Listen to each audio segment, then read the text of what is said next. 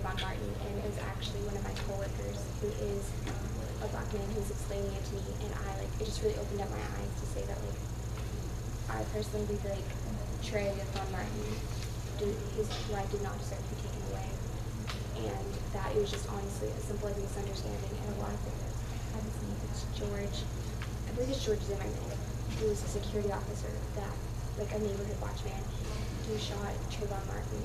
Trayvon Martin he lived in that neighborhood, he had on a sweatshirt, and he had on, a nice, sweatpants, and he was just reaching, he had headphones, and he was reaching for a bag of cigarettes and he was walking, and he couldn't hear because of his headphones in, and the security officer shot him, and that, it was mainly just out of fear that Zimmerman said he shot him. There wasn't any actual, in my opinion, I didn't think there was any actual, reason to have shot him, because there was no evidence of gun.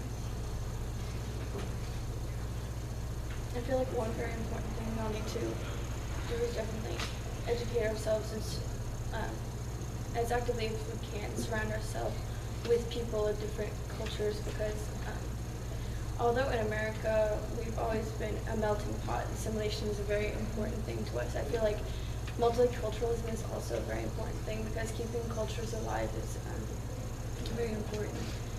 So just surrounding yourself and appreciating it all. It's very important. I would agree with both of them and say that it is important to educate yourself, and it is important to surround yourself with people of different backgrounds and different cultures and different ethnicities. But what's also very important is to understand what bias you might have as a person. And in certain situations, take a step back and evaluate what actions you were participating in, what you were saying, what you were doing, and how it might be affecting other people of other races, of other skin colors, in times when, if your actions are hurting them, then you should stop immediately and do something that might not compensate for it, but benefit both sides of the conversation. Coming from my standpoint of being a person of color, I really just want someone to acknowledge the fact that they may be privileged based on their skin color, because it's a real thing. It exists whether we want to think it does or not. It's something that's real, as well as kind of acknowledge where I'm coming from. Sometimes I may have different views that you don't agree with, but I still want you to acknowledge that people like me have to face discrimination. We have to sometimes change, even there are certain cases where someone has to change the way they talk so they can sound like they're white, so they can talk to certain people or maybe even get a job. And so just kind of acknowledge the fact that these things happen and I have to struggle, and I'm not asking you to change it because change is difficult. We're still trying to progress in our change, but just kind of acknowledge the fact that this is real and that I'm a person who has to deal with this. Thank you for sharing that. Yeah, really great responses like this. You all just feel sad for people that don't open their hearts and minds to celebrating diversity. I mean, it's a really sad place to live, right? I mean, It breaks my heart, to be honest. Because not everybody is the same. God made us all different for a reason, and so if we just surround ourselves with the same people, then what are we gaining? pretty boring life, right? Yeah. Yeah, and also if we have a mindset of accepting people as they are, maybe we might not know all of their background. I'm the same skin color as Millie. Well, kind of lighter, but generally speaking, we're the same tone. While me and Kiara, we're totally different. But I have a totally different ethnic and cultural background from all of them. So to be able to come in a place where I realize that I might not connect to people who look the same as me, it really does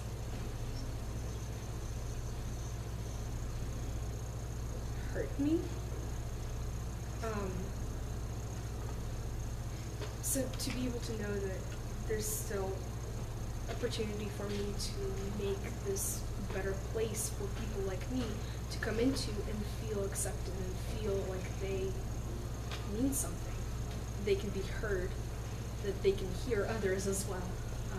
So that gives me hope, but the reality does. Sadly. Tiara, what's your experience in here at LCA? You are one of the few darker skinned people around. You only got like one hand, we can name them all.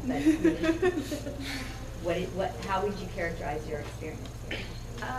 For the most part, it's been really good. Actually, there have been people who have been willing to listen. They are willing to talk about different views and talk about different things with me.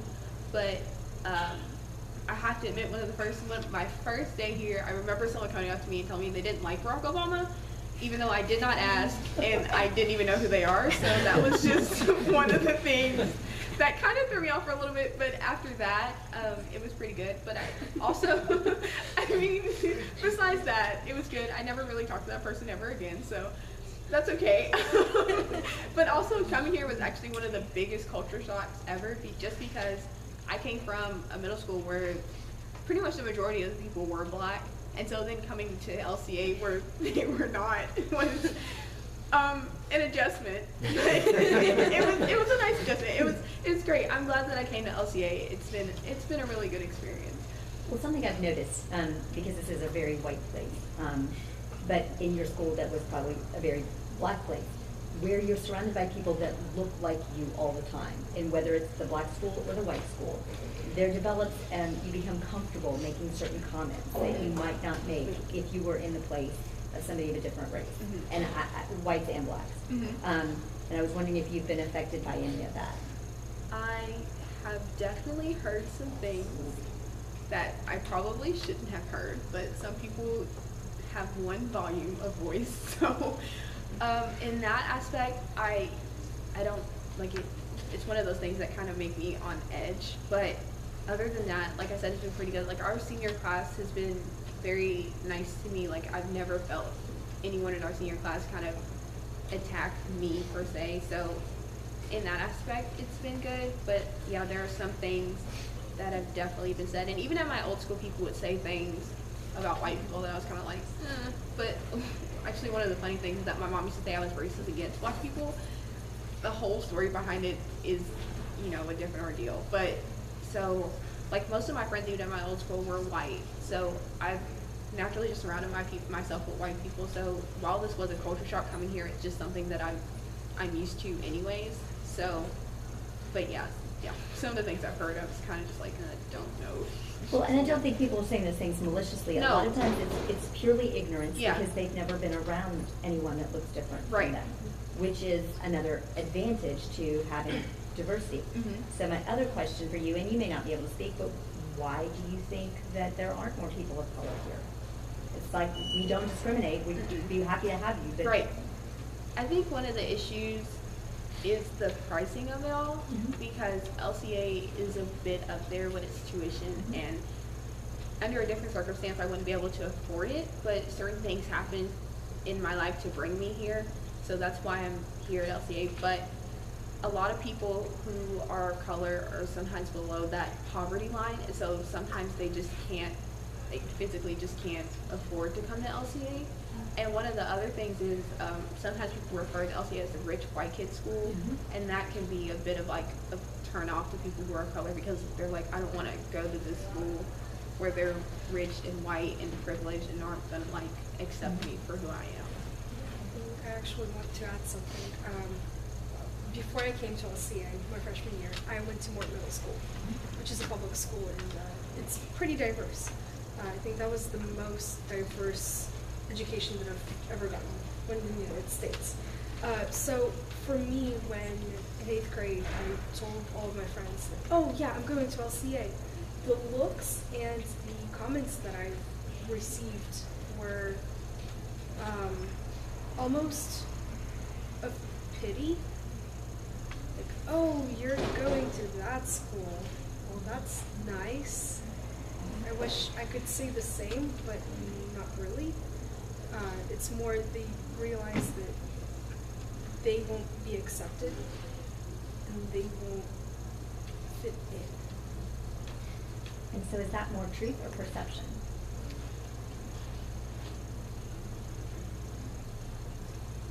would say perception. I wanted to ask, taking up on your answer, and I was hoping it would lead in this direction, I wanted to ask you all about, I mean, any research you might have done into the relationship between race and economic background.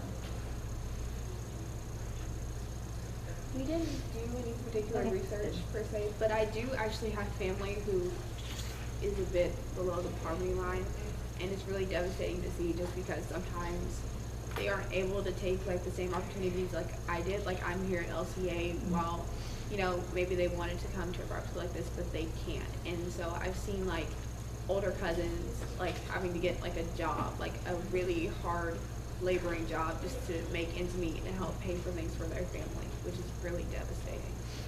So, and I've never had to like, I mean, I'm not saying that my family's rich because we're not, but like I've never ever worried about having money. And like I have a part-time job, but I don't have to work to help my parents pay bills. Like I work just to have, you know, money, you know, like it's not something that I physically have to worry about. And so an issue that sometimes comes up is, do we really have a problem with race relations, or do we have a problem with economic relations? I would have to say I think a mixture of both. It's all about going back to like LCA and like how we're viewed as like a rich white kid, so I feel like it's all about perception.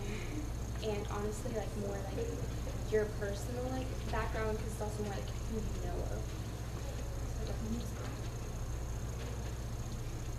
One of the very few stats that I did get on that was a single parenthood, and I think it's just crazy. For Black people, it's 66% of Black children that are in single parent homes, which is like significantly higher compared to other ones. And I just think it is quite a bit socioeconomic as far as our race relations, but also it isn't. I have a couple cousins that live in Chicago, and they have two little girls that they adopted, two twins that are Black, and just how they've gone to Chicago and realized like how different it is to be raising two little Black girls. Like they go to the convenience store and there aren't any flesh colored Band-Aids and things like that. I think it's a mixture of both, because you have the single parent homes and you also have the idea that I once heard someone say that sometimes the welfare system is operated in a way to where like you receive this thing from the government, but sometimes you can become dependent on it, and so you don't know how to build up enough money to where you don't have to depend on welfare anymore. And so when you're in a single parent home, it's hard to, you don't have those two sources of income, and so when you're only having one source of income, it's difficult to pay the bills, and it's difficult to pay the bills, have food, everything that, the basic necessities that you need. And so when you have welfare and you're getting all the things, sometimes you just become dependent on it, like that's just what you need. What are some examples that you all can think of from Scripture that demonstrate diversity, either in a positive way or a negative way?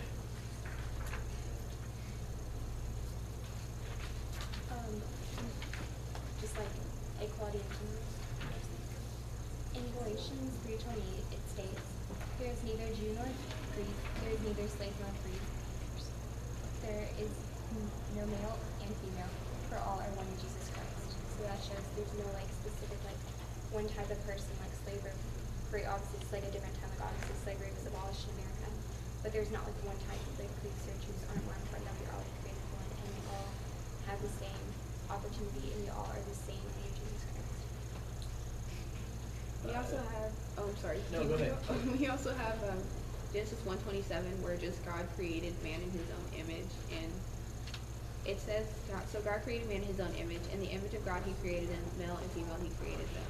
And so along the lines of skin color, I don't really think that's something, like I'm sure it's something that God thought about, because he's like, oh, some people are going to have this skin color, some people are not, but like I don't think he meant it as a way of like, oh, these people are going to be different, like they're going to be separated because of their skin color, because we're all supposed to be unified, one in Christ.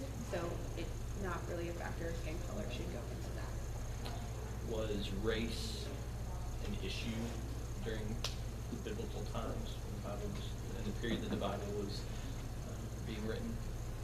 Well, I don't know if it's particularly race because, of course, you have the Egyptians who enslaved the Jews, but I don't really know if you can classify Jews as a race because I think at one point they were all Middle Eastern is what we would classify them as now. So I don't think they particularly look too much different like I would from Daniela, but along the lines of religion, like the Egyptians worship the gods of like Ra and all that stuff, while the Jews had the one single God, and they were like, we're Jewish, we worship God, and He does all this stuff for us. Yeah, so I would say it was more of an ethnicity divide than race. A really good example in the Bible is when Jesus talked to the woman at the well. He just destroyed the divide between the Jews and the Samaritans. Showing that's not how it's supposed to be.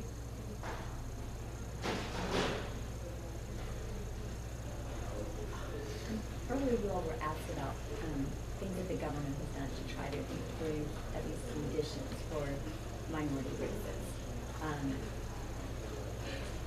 Do you think that those have been good laws? Well, And first, that's another big question, but I'm throwing some more into this. first we have like the laws against slavery that abolished slavery, which I think was pretty good. I mean, I don't know. Are you familiar with the Civil Rights Act, the several ones that were passed in the 60s? Yes. I guess. One of the, I remember there was the Plessy Plessy versus Ferguson. Or There's 20. okay, so there's two that we We're wrote. not fans of the Plessy decision. Let's try the other one. Okay, so Brown versus the Board of Education. So basically, I don't know what's happening. I'm sorry. Basically, let me find out. I want to give you like what the real definition is. Do you want me to read it? Yeah, Do you Brown want me versus. to read it? Yeah, you can read it. I don't want to just sum it up because when I talk, like I don't really sound professional. So. So I looked up this definition, and for the Brown versus Board, it said it was a landmark in the United States Supreme Court case in which the court declared state laws establishing separating the school for blacks and whites students to be unconstitutional. And also, I was far to say to that definition just wasn't blacks and whites, it's also just people of color in general. I think it was good because when they had, like we had the earlier case where they were like, oh, it's okay to be separate as long as they both had equal, like, quality. Yeah. But clearly that was not a thing that happened. Like, you had the African American schools that, like, their textbooks weren't as, like, good. Like, they didn't have the same resources. Like the teachers had to, they didn't even, I think there was a school that like didn't even have air conditioning. So in the summer it was ridiculously hot while like in a white school, I like grew up they with might air have air conditioning, but conditioning. go right in. Okay. I mean, in the summer months you would like to have air conditioning. Now while in the winter it's not great, but in the summer like it gets really hot and like even in like when we have a cookout for my family, like we all cram into my grandmother's house and her house is really small and it gets super hot in there because she doesn't have air conditioning. So I can only imagine like having to go to school for 8 hours a day in a place that just doesn't have air conditioning and you have all these people surrounding you. I think that's just like unimaginable. I feel like I would be miserable. Yeah. I think anyone would be miserable. I think anyone would be miserable. Well, let me follow up. What do you think is the goal of, okay, so the Brown versus Board of Education was a Supreme Court case, but also the legislation. What do you think the goal was for those acts of our government? I would say to create equality in that time. I feel like equality in that time is very different than equality does today. Like it's just two different mindsets and perceptions. Actually, I think what we learned in, I believe what he said in government, if I can remember my notes, is that when they did the case ruling saying that they weren't going to separate the schools anymore, is because a psychiatrist had said that discrimination makes people feel bad about themselves. And like, I mean it does, but in the aspect of I don't think you can just base it on psychology because like you see the quality of education was just clearly not the same. And so you're not giving people the same